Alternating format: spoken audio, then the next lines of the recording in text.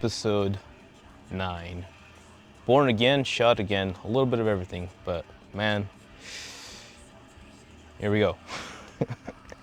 If you really thought it was gonna be all wrapped up and nice and shiny, got some news for you, buddy. Strap up, because 1 year ago, Wilson Fisk's wife put out a hit on Foggy Nelson. Who? The reason Bullseye broke out was because he got released on special conditions, i.e., essentially, you can hire an assassin from the prison system and have him go do a favor for you. And that favor was Foggy Nelson. Interesting because this is a point where Wilson Fisk has left Vanessa. Vanessa is left to deal with all the big enterprise that he sort of built. And basically, we talked about on Sunday how feminine charms and how that is just the way things are worked with. But the idea that Fisk's wife was just super open to going for that, trying desperate measures. Desperate times means desperate measures, and whether or not this is what the outcome they wanted at the end. But hey, one small choice leads down a barrel of decisions, because even though Poindexter doesn't want to do anything. He's good with just taking his drugs and just not killing people for a cool second. But interestingly enough, Vanessa assures him that Fisk is not a part of this anymore. To which a drugged up Poindexter responds, "He is always a part of this." It's true. Because it's not for free. It wasn't a release on appeal, right? A release on conditions, conditional release. And there is a cost. The cost. Matthew Murdock again, man. At this moment, we start to go back to the end of last week's episode, the final scene being a shot of Matthew Murdock taking a shot to the shoulder from Bullseye in order to save a heart shot to Wilson Fisk. Man. Why would he do that? People have questions. Oh no, fair enough. Karen, but not Karen. Kind of crazy. Again, it was the drugs, man. Don't be mean. It was the drugs. But as Matthew is waking up from his his wound, he thinks he remembers Karen, right? So it kind of shows where his brain's at in terms of a simpler times, shall we? But unfortunately, or fortunately, I don't know. I'm not mad. It's not Karen. It's Heather. You know, the girlfriend that is working for Wilson Fisk. Stuff like that. Yeah, man. Just medication. Keeping the dude okay. It's a weird feeling because right now Matt is well, I understand everything. I understand why this happened now, and although we would like to proceed with these things, being on medication is not easy for the rest of the group to believe in what the guy is saying. So it's an interesting feeling of, well, here we go. As one Matthew Murdock has to relax in position, hopefully hoping that this this is gonna end soon. That something has to be done, and there's nothing worse than being stuck, let's call it, encased, imprisoned, while understanding that there's a lot more to be done. But I digress. The man needs to know. Fisk knows. Fisk knows that, oh yeah, that while Vanessa was in charge, she would be using that Red Hook location to, I'm not sure if they're doing drugs or they're basically making money off of those, right? And an interesting moment with the couple of Vanessa and Wilson Fisk, as it almost does seem like Fisk has been doing this for her or for something nice for her, it seems. He says that you've been making millions off of the Red Hook property, but now that I'm mayor, we can be making billions, which obviously number go up, yay, big boom. Monkey brain activate. The quote itself being that now I became a mayor to save the city, but the opportunities present themselves, which is a way of putting things. Um, Man, I don't even know. It's just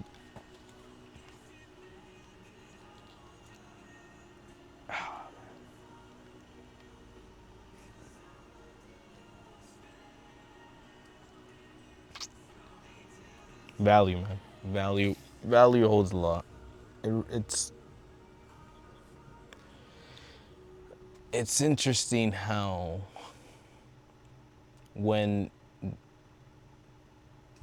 people say that money can't buy happiness, obviously that's probably a phrase that someone with a silver spoon invented years ago. Maybe. But it's being so sworn to the economic moment and the sweeps and just paying attention to every little transactions that are being made, even while understanding there's billions of transactions that are not even being accounted for. It really makes it irrelevant, right?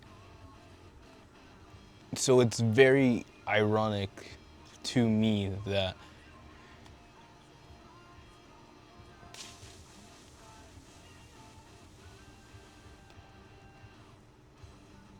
being being well encased in our fun little sections has left us with such a loss of desire for, I guess, what matters in terms of going out there, experiencing, living, breathing, and becoming, right? And we've essentially traded all of that for a society of comfort, right? And no one's saying that's not a terrible thing, obviously. You know, people like camping, but people like glamping a lot more for a reason. I'm finally hiding. But man, something's out there just feels like we've lost the meaning, the message of it a while ago. So it's a really strong question of how do you even begin to convey what value is when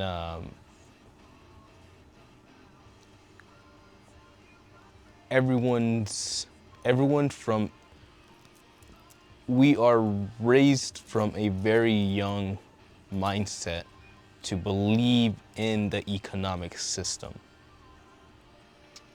even though it is abundantly clear that this economic system is not working. for its general intended purpose, the generalization of access. And now in this moment, this access is more and more being pulled away by this invisible bar that keeps on going up and up and up. So again, where is the value in that tiny circle if the value can only be born from the soul of the outer creativity? Sorry, that's a big one. It's a question we're gonna have to ask ourselves, because millions to billions is intriguing as a mathematician. But to say that the price of freedom would be martial law, well, now we're pushing that number a bit too far. Scales be tipping, man. But as the things turn for the worst, we have a cute little quote from the woman who would become the Judas of the group. Reactions are worse than the offenses that cause them. Sometimes, right? I don't even remember her name. This is how well she played her part.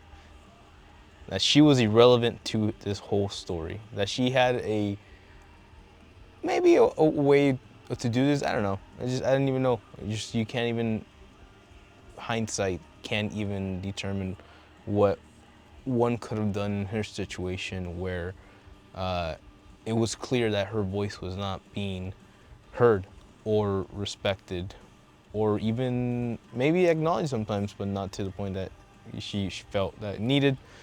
But this lady, bless her soul, I don't know her name, has been told at the end of the day that they're going for the power system, the power grid. People are going to have to stay indoors for 8 p.m. indoors. We're gonna go into something very, very hard. Martial law is something that really only should be enacted, or is enacted, or was enacted during war times, right?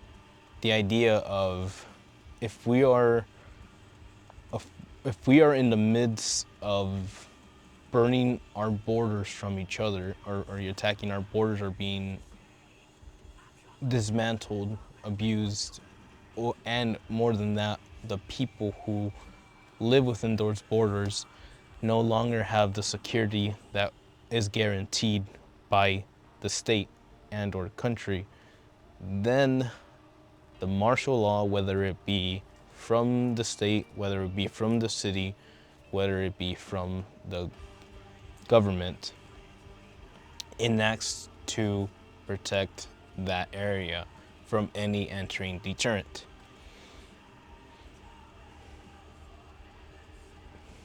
So,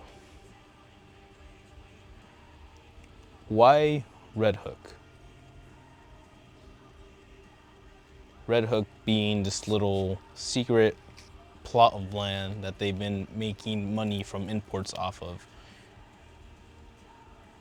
Red Hook, turns out, has a seal certification that allows it to be independent from the state, which is an interesting piece of paper, which really, really throws a lot of what I've come to understand into an interesting mixture.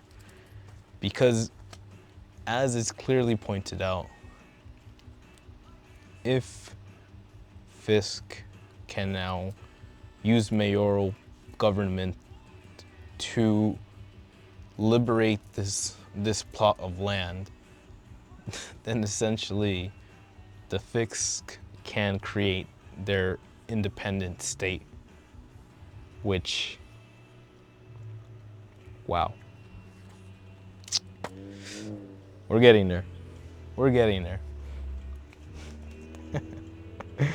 Because enough is never enough, apparently, it's not. We're gonna go with that one. Man, TLDR, rundown of the fall. So you get the force, crime spikes, whether it was from his own mob people or just natural unrest within the people. And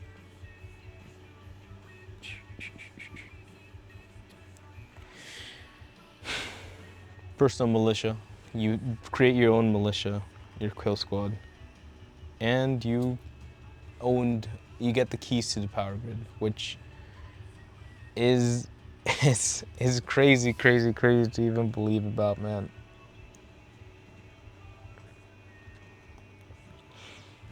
8 p.m. every night, curfews, power off.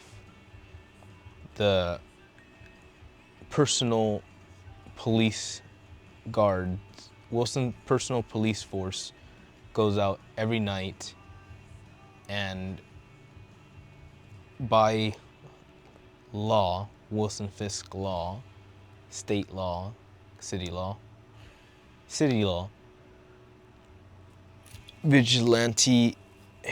acts of vigilante heroisms are illegal. So, in the end of the day,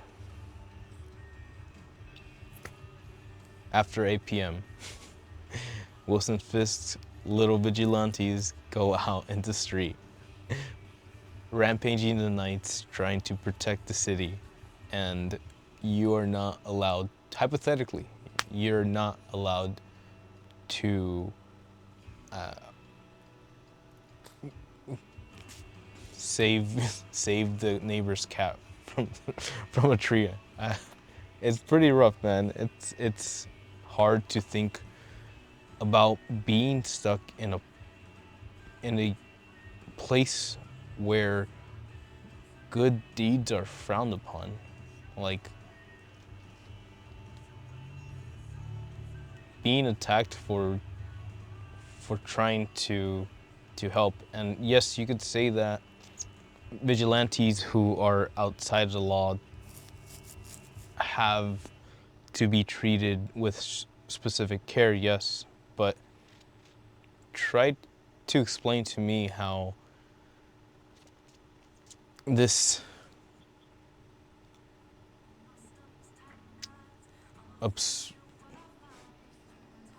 obsession with power is nothing less than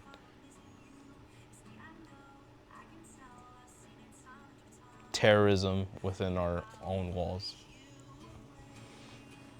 Because we do see them. We do see BB's report.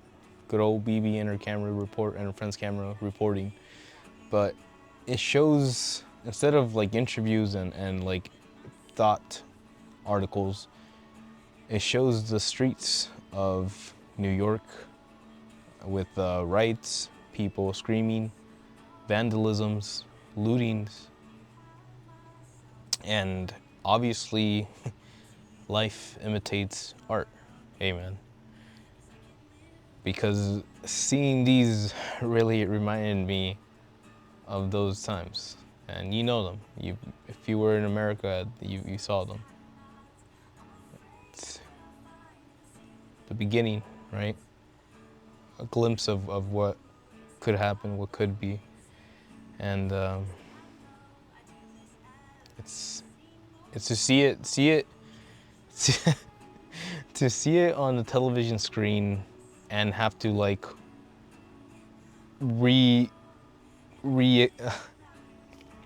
reconvince myself that this was just a television show says a lot to me.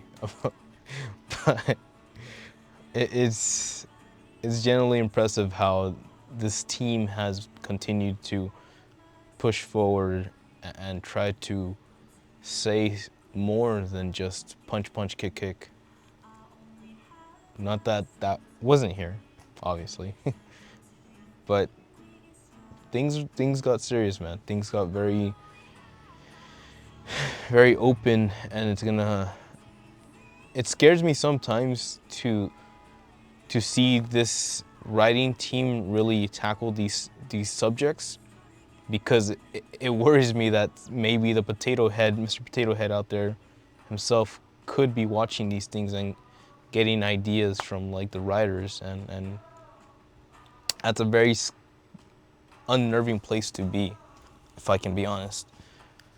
But at the same time, it's important to admit it, that it is a possibility, it is a reality, and it is unfortunately getting closer and closer every day. But we'll have to see on that one, man. We'll have to believe in the thing that comes next. Because next, remember Bucky, a little homeboy that helps out Fisk? He has a job. He has a job to do. Because while Fisk very much appreciates Matthew Murdock saving his life, Fisk also believes that perhaps it'd be best for all of New York and one Fisk if the lawyer Matthew Murdock didn't make it past tonight. So it's pretty crazy, man. Real talk. We're sending assassins. Whoa, hey now. Go do dirty work, which again is kind of interesting to see in a Marvel show. I imagine more like costume vigilante is material, but then you see this dude walking around with this little present bag and his little bear, and I was like, oh, this guy knows what he's doing. So it's interesting to see how them get a little bit deeper on that stuff, but very much appreciated, because, man, Matthew Murdock is gone. Of course, heard him coming a mile ago. This poor dude has to bust out of this hospital because, as Bucky Lasek arrives to the show, checks his watch, and that right on cue, boom, electricity power goes off for New York, state of New York, officially enveloping the city in darkness and signifying that it's Wilson Fisk's playtime.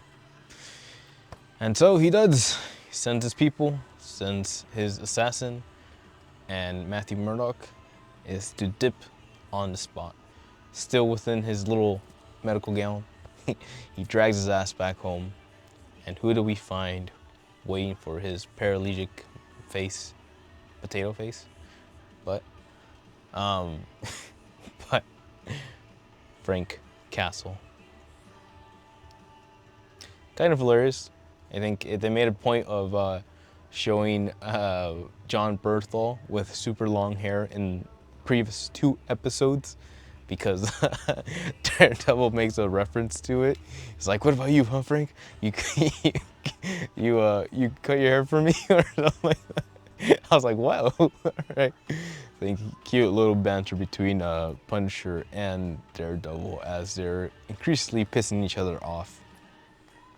But Frank says that he got a phone call, and a phone call means that he was gonna keep his promise to check up on Matthew. It's a good thing he does, because as he already knows, Wilson Fisk's men are here. And ladies and gentlemen, you know, you don't have to do these things, but if you get a decent chance to go check them out, then you get yourself one bombastic fighting scene between Punisher, Daredevil, and Wilson Fisk police force. Naturally, Matt still doesn't want to kill people, and Frank Castle whips out his gun, starts blasting people, which gets Matt a little upset. But interestingly enough, so now that they start actually going for it, they just kind of keep on fighting. And anyways, Frank starts blasting. So he started blasting.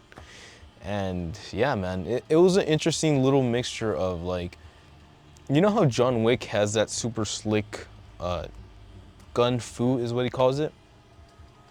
I imagine this is kind of what they were going for with Punisher. But John Berthal, and I think it works more for his character, has more of a aggressive tone to his combat style. So there's a couple scenes, I don't know if you'll see it pop up, but he's shooting through the door there. He's already analyzing that. And then there's like a cool scene later on where he essentially throws himself to a corner of the wall to get behind cover, and then shoots at the wall to get the guy behind the wall, which happened in John Wick. John Wick does do that, but seeing this guy do it his way, a lot more aggressive, which is kind of cool, and in line. Yeah, look at them go, flipping around. So, good shit. Very cool scene. Obviously, a lot of people are here for the superheroes punching each other. I get that.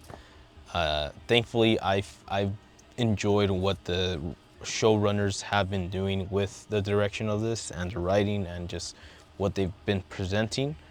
But damn, every time they have a sick choreographed fight scene, I rewatch it because I like those things. They go pretty good. And yeah, good they are indeed. Very, very cool scenes. Kids clean up the place. Well, they trash his house, but they take out everybody inside the room. A win's a win. And it's true. Frank, he wants his stuff back. So he takes the radio, and he has, what's his face? Oh yeah, he takes the radio, and as they have a quick little intersection about how it feels bad to kill these people, but then Frank's like, nah, I gotta do it, man. Boom, boom. Matthew tries to get in the way of one guy from him shooting the guy that shot Hector Ayala, because they find the actual bullet casings that killed Hector Ayala. So Matt has a quick moment, a chance to take him out, but he does not. It insults the Punisher, and he wants to kill him, but Matt steps in, and it becomes another quick intersection of like, well, what are we doing this for, and what's going on, man? So we'll have to see. No, he's not doing it. But Frank being Frank, he shoots another guy instead, and as they're arguing, we hear the grenade being cooked and tossed into the room, and without a choice, they jump out the window, explosions and all. Interesting enough, Daredevil has to grab the Punisher so they can swing away. So he basically does the Spider-Man swing, but with the Punisher. And they land on a car. Deus Ex Machinas. It could have all been over. It could have all been done. They get up, they start walking away. Frank knows he's an asshole. But thank God, he's an asshole that Karen Page likes. Because when the car turns on, Honda Accord rolls up, or Honda Civic rolls up, and it's none other than Karen Page. That's right, ladies and gentlemen. The girl has a job today. She got her job back. So kind of cool. I don't know. Maybe she's back in the game. Maybe they just had to make it feel less weird that Foggy wasn't around.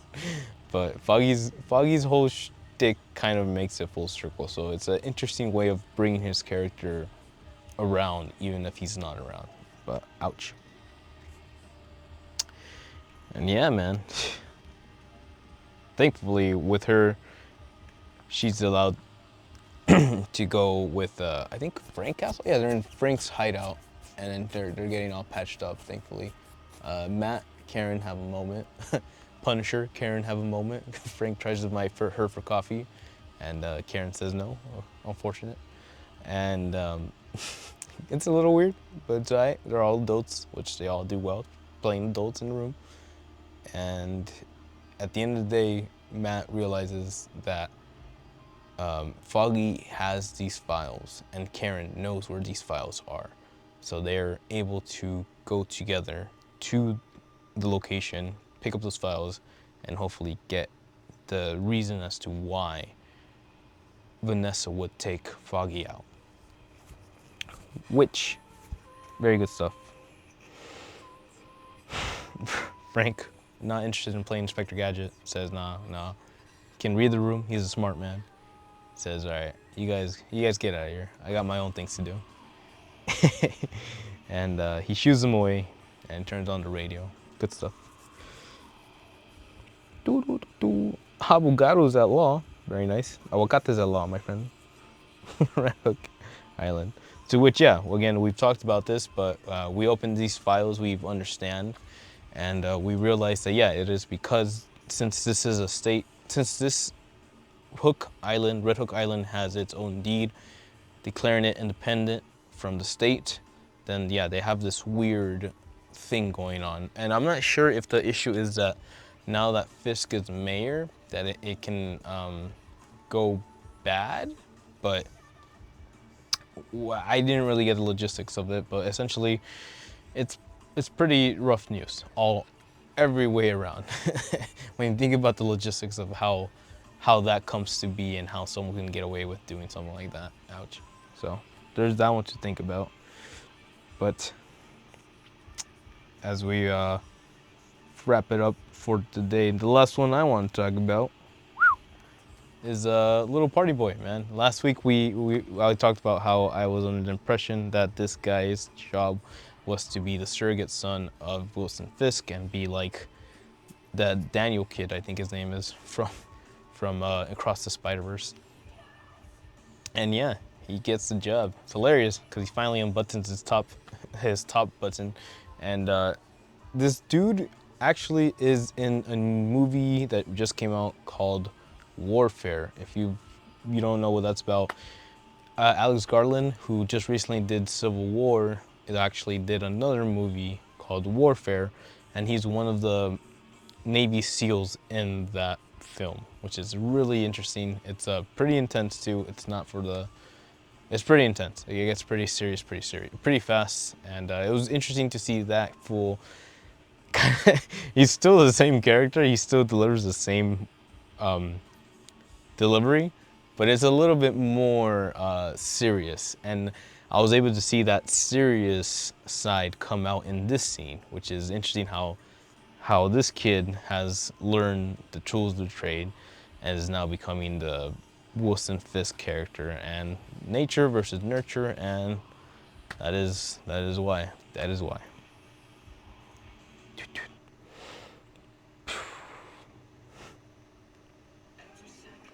While this has happened, Avocados at law. Frank, being cool, is keeping an ear to the radio, and he gets the call. It's time.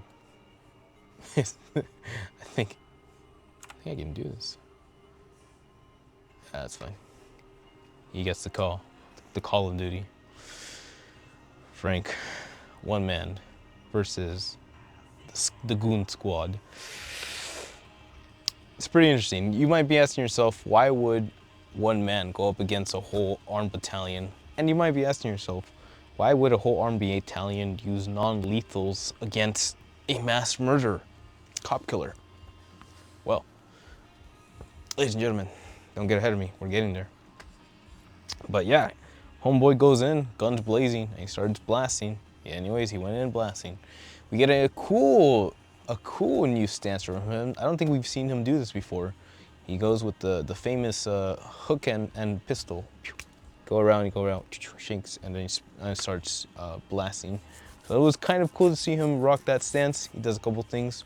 Guy pulls a gun to the back of his head. He does a beautiful elbow knock, disarm, and then back into yes, strangle and hold, and then that is very nice. Goes open season, goes full John Wick, does pretty well for the opening beginning, but obviously is overpowered. There's just way too many cops in that circle, and they all proceed to beat him down pretty intensely, I might add. So poor friend gets a knock to the system, but it's okay because the fanboys love Frank Castle, and actually they want him to join their little club. They would be honored to work alongside the vigilante who killed everybody.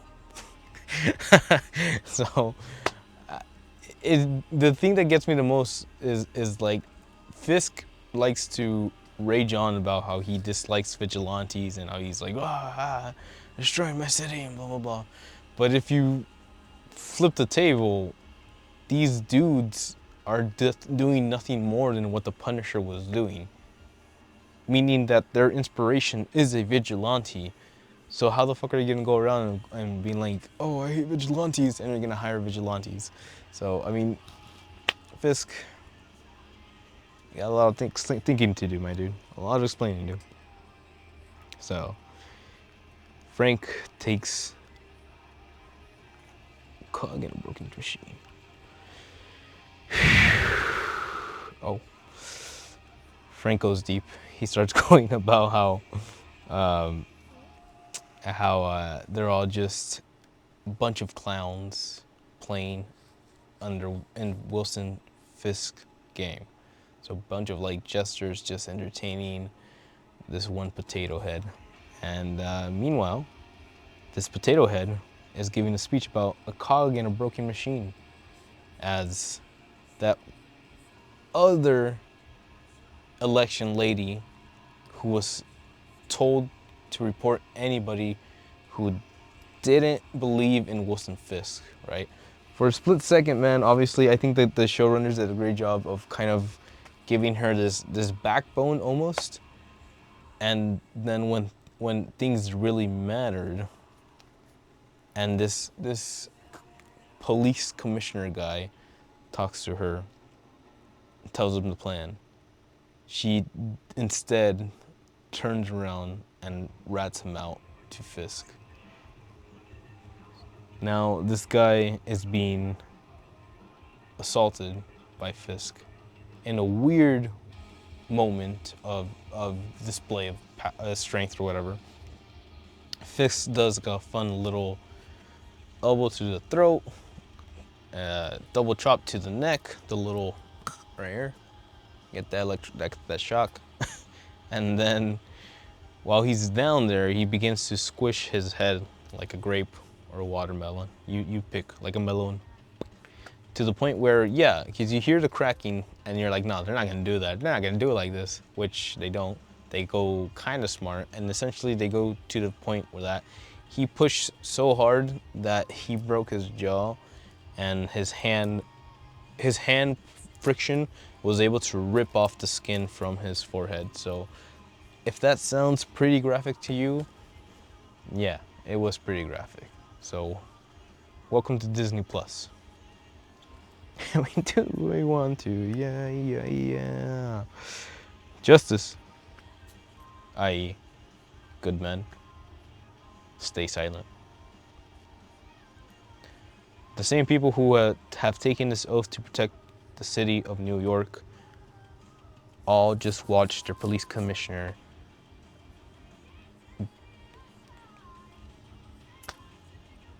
abused to death.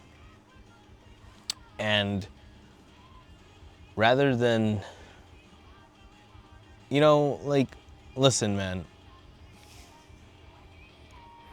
I've been thinking about things a lot, of the balance of life, who pulls the line, and like, when the choice gets to be made. And something incredible too, if you haven't checked it out, the little homie played the latest episode of Zenless Zone Zero, and quick spoilers, one of my favorite characters, Lycan, the gentleman butler of the group, has to make the choice of if he would pull the trigger or if he would let his emotions, let his friend become what his friend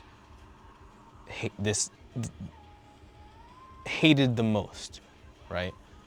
Another line out there would be Batman's The Dark Knight, or Joker's The Dark Knights. Oh, Batman's The Dark Knights. You either die a hero or you live long enough to see yourself to become the villain. And it's pretty apparent, man. It's pretty shitty, because at any point, I do think that like any one of those policemen could have just whipped out a 9 caliber and aimed for the forehead. And honestly, dude, real talk, obviously things would not go well for that person. Obviously. But again, what is the value of a life?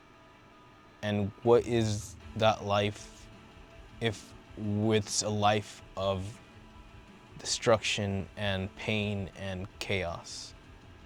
And why is that a life that you would want to leave for your future, your family, your children? Is an idea, is a thought. And I know, things are serious, things are rough out there. We send people across nations' borders, thousands throughout the day, just to take a bullet shot for us. And what do they get in return? What future do they fight for? So I just think things like that, I believe things like that deserve to really have another gander at. But we'll see.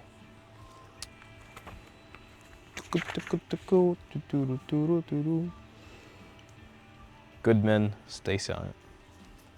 For evil to prosper, all it requires is for good men to stay quiet.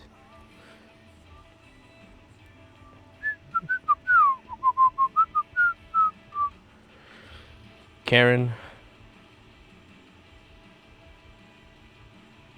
remind Matthew in a moment of crisis, of ultimate disbelief and discontent, and in a moment where he's just cleared out your room with Frank Castle the Punisher. Karen reminds him of the time when she asked, how does he see in the darkness?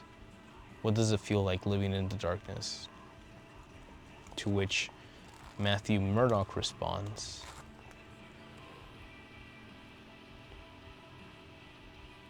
it's not dark. It's like 1,000 suns shining. The shining of 1,000 suns. All right, kid. Not bad. Not bad. But tonight, the night is dark as Wilson Fisk enacts martial law the next morning. It's official. 8 p.m., no good deeds allowed. No vigilantes, period. Back to Matt and Karen. He's recalling of when he was younger, and when this accident happened, he says that he convinces himself that because he lost his eyesight, that the equivalent exchange of this from the universe would be to give him some great purpose or some great mission or some great destiny. And I get that, that makes sense, I believe we're all around here for a cool reason. Whether that reason is to help or take, or maybe a little bit of both. Obviously, life is a consistent flow and you can't ever determine how it's gonna go, but you believe and you enjoy the ride while you can. Because even if people are dabbling with the idea of extending your lifetime obviously only the rich are going to be able to afford to live hundreds, maybe thousands of years, sure. But even then, that future is not guaranteed. So if you pay up the butt. But just know that everything has a cost. And if it's not immediate, then you will see that interest paid in full. But as we end up for the day, Matt's reflecting on this moment, and he says, my mistake at that day, that moment, was assuming that he was immune, that I was immune to the darkness. Like none of it affected. And when he lost his friend, Matthew Murdoch lost himself. And when he lost himself, he lost his way.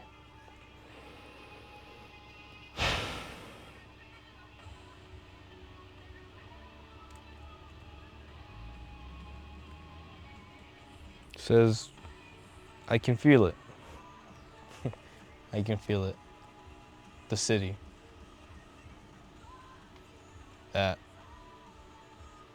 they can defeat Fisk, right?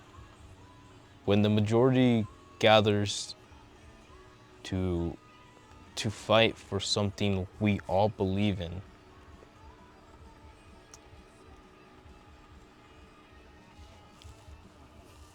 I believe it is possible that we can finally combat value with true value. That 100 souls, 1,000 souls, 2,000 would be worth more than the digits on a credit card. I believe in that, right?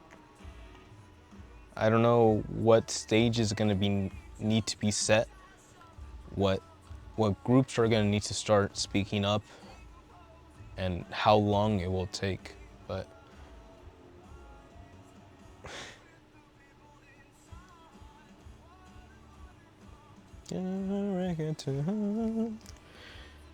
in the world where at the end of the day, I believe most of us have each other. In those desperate moments, we have the support, the love, the care of the ones we trust and believe in.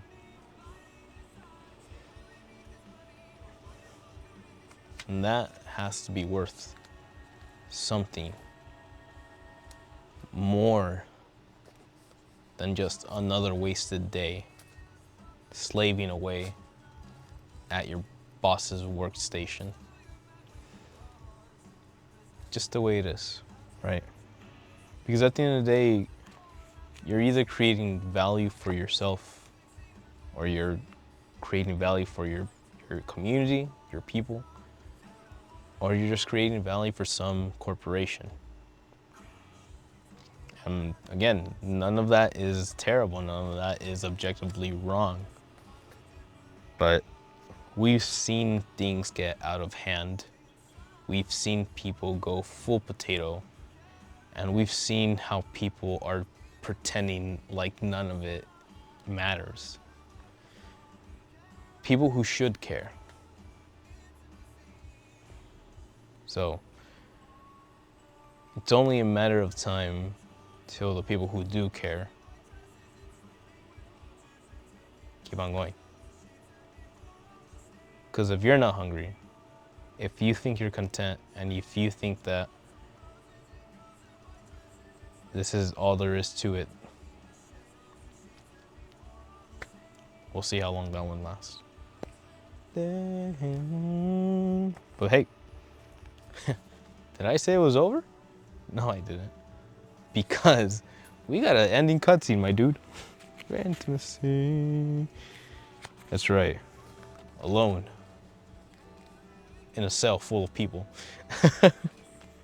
And in a room full of cells full of people, Frank Cancel makes a new friend. Again, these Wilson Fisk guards are all hardcore fans of the Punisher. They just like dudes with guns, right? Okay. Well, Anthony Petruccio.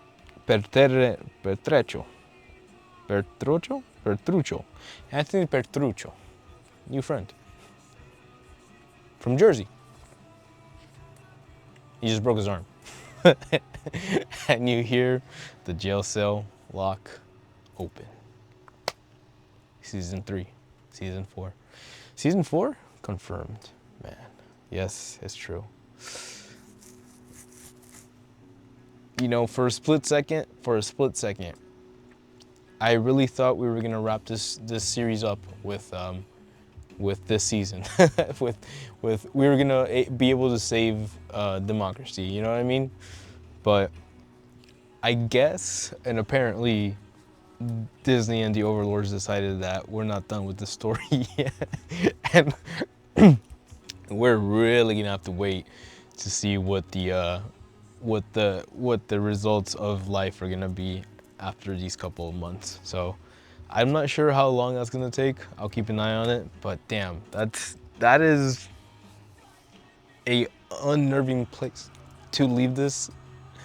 But it's probably a really good place to leave it, because it's a really good cliffhanger where it's all shit. It's all shit, man. It's all bad. It's scary in a very parallel form wave. And again, like it makes me nervous every time these episodes go up, because it's just it's too real. It is too real. And it throws me off, or it makes me anxious, because I feel like the big potatoes and the people in his circle might be watching these episodes and really taking notes and getting ideas out of this shit, which is unnerving. But at the same time, if we believe in anything, then it's supposed to pair out somehow. But ladies and gentlemen, that is all I have for you. Daredevil, episode 9, season finale of Daredevil Born Again. Where are we, and how did we get here? But no, honestly, going from the Netflix series to this, maybe Netflix had more friendship vibes, and that makes sense because it came from Foggy and Karen Page. And yeah, to come to this point and to essentially take all that community and that goodwill away really does put Matt in a different spotlight. And I liked it because I think we got more like lawyer action in this version of Matt. And it was proper for the character who's going through a lot right now. It's just gonna be difficult for someone who has lost someone very important to them to go back to being the old person they used to be, because if you can feel it, you can feel the loss of that person when you try to remember of the good times and the person that you were with that person. It just makes it more apparent that they're not there anymore. So if you want to say that this Daredevil felt different to you, I think that makes sense from a personal character development perspective. And yeah, we'll have to see where that goes and where that develops into. But season 2 of Daredevil Born Again, that is confirmed. It is happening. I don't know, honestly, if they can kind of keep up this quality of writing and momentum. So that part's gonna get to me a bit. I feel like if it dips in quality, I think I might know why, and that will be disappointing. But at the end of the day, I'm pretty sure, like many of us, we're all in. We're all strapped in, and we're all ready to see what happens next. But hey, if you're there, if you know, and you're ready, then let me know, because things are getting scary out there. And if you're scared, come talk to us. Leave a message. I'll give you a hug. He'll be all right. But don't worry about it. No te preocupes. Because here, we have fun. And if you had fun today, then I do hope you swing by and hang out and be chill. And I can see you again next time. But I'm gonna try to hit the gym right now. I still got time. It's like 7. It's 7:14. I got time. And we're gonna have fun with that one. So, until then, it's been fun. Thanks for watching. Ciao.